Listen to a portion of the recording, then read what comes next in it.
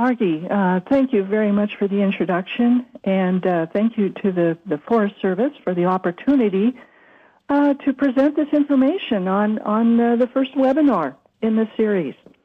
What I'm going to talk about a bit is really an overview, a broad overview of this question or this issue of urban forests for human health and wellness. And I'll start by saying that I'm talking with people about a remarkable opportunity around the topic of human health and possible collaboration with more non-traditional partners with regard to urban forestry and urban greening. And I'll talk a little bit more about that as I move along. So I'd like to bring your attention to a website, a tool that may be of help as you talk or work with other collaborators about urban forestry and health. And it's the Green Cities Good Health website. There's the link on the screen, or you can simply Google Green Cities Good Health, and it'll come right up. And the sponsors of this project have been the University of Washington, the Forest Service, and a variety of other partners. And my thanks to several students that were very helpful, have been very helpful in preparing this tool. If you go to the website, what you will see is a collection of themes or topics, and within which then is a summary of the research that has been done to better understand how urban greening, how urban forestry, trees, gardens, parks, and whatnot assist communities in improving general conditions as well as individual health and values for households as well. On the left of this, on the left of the screen, you see a list of the topics that we have collected, representing now thousands of articles. And often this information is difficult to access, so the purpose of the tool is to provide a ready portal to this valuable information as you work within your communities. This figure is really an overview, again, of the entire collection of articles, and I'll mention that our publication list is now over 3,000, with most of those publications being peer-reviewed articles. And what we're seeing is that some of the material addresses environmental fitness, that is, the idea that we all need the most basic environmental conditions that are free of toxins and free of risk. But then within that, we can look at the more positive contributions of having trees, gardens, and parks, and that is wellness support. Things such as mental health, things such as active living, being able to go out and be in a walkable community. Then within that, there are those smaller spaces or places that have a direct bearing or a direct influence on our health, our wellness, and our well-being. And these are places such as schools, hospitals, workplaces, offices. Finally, wrapped around all of this is a sense of this grand or collected benefit to community, often expressed as aesthetics. But what I'm hoping that we are able to convince and provide background information about is that aesthetics is this label that doesn't capture the depth, the breadth, and the richness of the evidence that we have about the role of nature in everyday health. For instance, I just looked at an article this morning, that was sent to me, and a survey was done using public health data, finding that infants that are born to households, to mothers that live in communities, that live in neighborhoods with more green, have a healthier birth weight at that very beginning of life. So we have extensive evidence about the importance of nearby nature, not necessarily those grand places that are out beyond the city, but those nature niches, those small patches, parks, gardens, even individual trees that have a direct and scientifically proven effect on our health, wellness, and well-being. As we talk about this with collaborators, potential collaborators, and again, these can be non-traditional partners, can be people in school districts, can be people in the medical community, can be planners that are looking at broader issues of community wellness. I offer this caution, and that is what we see in the nature and health evidence is a broad representation of nature in the city, what I'm starting to call metro nature. But within often the communities of urban forestry and arboriculture, we tend to focus on trees. And so a standard analysis, a very important analysis, for instance, for iTree and other assessments in communities, we do urban tree canopy assessments. But what we're seeing in the health benefits literature is that the understory of the canopy, the understory of that urban canopy is equally important. Those ground level views, those intimate experiences. So for instance, these pictures represent a variety of situations that one might find on a school campus, a K-12 school campus. And so what we see is the variability here of human habitat. So as we talk about health, I hope that we can be open to the possibility of talking about a comprehensive look at the vegetation and the various benefits that it provides. This is not unlike sort of the history of the Forest Service. At one time, the Forest Service, with its interest in commodity forestry, wood products, was really focused on silviculture as a programmatic approach. But more recently, and in recent decades, there's been attention to the idea of forest as ecosystem and the additional or expanded functions and benefits that are provided by an ecosystem approach that recognizes understory, biodiversity, and diverse vegetation.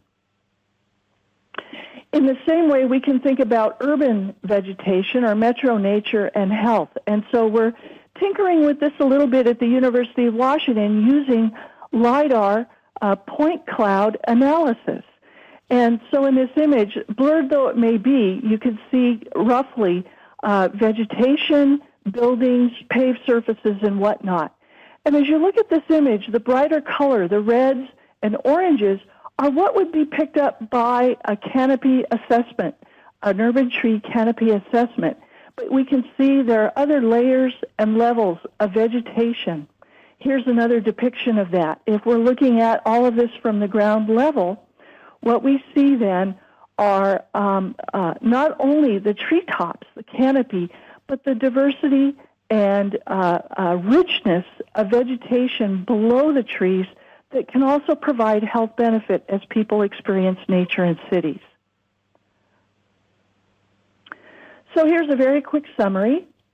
We have nearly 40 years of health evidence, and this material, this science, this research is represented by the Green Cities Good Health website. We have an amazing array of health benefits, diverse health benefits, and I can't talk about that in detail now. I'll come back to that in a little bit later in the webinar. And these benefits are associated with diversity of nearby nature in our cities. So maybe we consider a habitat outlook in addition to a canopy outlook as we talk about urban forestry and city trees. And in this way, help to expand our partnerships and collaboration. All right. Thank you very much. And thank you, Teresa, for an overview, a quick overview, but an outstanding example of the breadth and depth of both knowledge and design approach in the use of nature for healing, therapy, and wellness. I'm going to wrap this up now with a quick overview of some additional evidence that we might bring to bear in our conversations in our communities. And what I am seeing as a result of reading literally thousands of articles about the research concerning how people respond to nature in positive ways is we can start to tell stories. So often evidence is presented as bullet points, this fact, that fact, that fact. But I think what we can start to do, and Teresa's over hospital system in Portland the legacy hospital system was an outstanding example. We can start to drill in a bit and to tell broader stories about this evidence. So here is one that I'm starting to use. It's cradle to grave, from the beginning of life on the left to old age, wherever you might be, whatever your circumstances, it appears that nature has a positive effect. And so we can start at infancy. And by the way, these slides will be archived on the webinar series website. So if you'd like to come back and look at these in a little more detail, please do so. We're running a little short of time here, so I'm going to go through them pretty quickly. But we're seeing correlations. We're seeing relationships between the presence of trees in the neighborhood, canopy, nature, and infant birth weight. As people get a little older and they enter the school system, Richard Louv, of course, has drawn our attention to the importance of nature in child development, but moving along even to high school age, those campuses in this study that had window views of trees and shrubs were revealed positive outcomes for students. And then Jeff Donovan, and his colleagues, Jeff Donovan, who's a scientist with the Forest Service in the Pacific Northwest region, took a look at the effect of emerald ash borer, an insect that is having major effect on ash trees, city plantings of ash trees across the country. And in a natural experiment where there was rapid decline of the forest, being able to look at the consequences in neighborhoods, finding a relationship between the presence of canopy and cardiovascular and respiratory health. A topic that's getting quite a bit of interest all around the world now, based on a handful of studies, a number of studies that have been done in Japan, the positive consequences of forest bathing, or shinrin-yoku, and very basic physiological responses: endocrine, cortisol, stress response, immune function, pulse rate, and blood pressure. And in many of these instances, people are not necessarily even aware that these positive changes are occurring, and yet we instinctively are drawn to places that are of quality design and quality character and offer nearby nature experience. In addition, many studies have explored the role of green streets and parks in physical activity and improved health that might be a part of that activity or a consequence of that activity. But activity also has influences on mental health. And here is a review of studies that finding those people diagnosed with mild to moderate depression can be aided by, again, moderate exercise, not high-intensity, high-energy activity, but simply moderate walking and doing it on a routine basis. So our parks, our recreation systems, our open spaces are so important, and connectivity is a part of that we have linkages across these green systems in our cities and are part of comprehensive planning systems. Going on then, this idea of cradle to grave, as people become older, maybe a little less mobile, needing to activate their muscular systems and to be able to maintain mobility, able to maintain dexterity, horticulture therapy is one approach. And finally, the classic study that kicked off a lot of interest in this sort of research, Roger Ulrich's work in the early 1980s, looking at hospital patients that were recovering from surgery, some of them randomly assigned to rooms having a view of a brick wall, others randomly assigned to rooms having a view of nature, and here you see some of the research outcomes.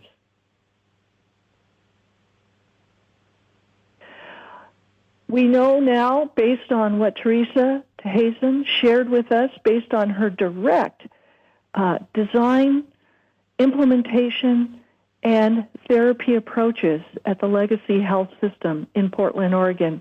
We know that not only do healing gardens assist patients, but we're coming to understand that they're important for family and loved ones, as well as the professional staff that are working in very high-stress job situations. So as a wrap-up here, urban forests, urban greening, and metro nature provide the human habitat in cities that are really not only about aesthetics. That's important to have pleasant places with lots of amenities, but fundamentally and profoundly important for health and wellness. And this happens throughout the human life course. If you'd like to share these sorts of messages, develop your own stories around the evidence, around the research, Green Cities Good Health can be a tool to help you access. It can be the portal to find the crux of this sort of work. As we proceed with all of this, with greater understanding, I'm promoting the thought and possibility that our vegetation assessments of the urban forest are not only at that first top level, that top-down canopy level, but that we continue to try to understand the urban understory and the relationship of a more diverse vegetation cohort or component and human well-being. And there are certainly economic implications of all of this, and that's another thing we're doing at the University of Washington at this time, is to try to convert this benefits knowledge to some economic or monetary term.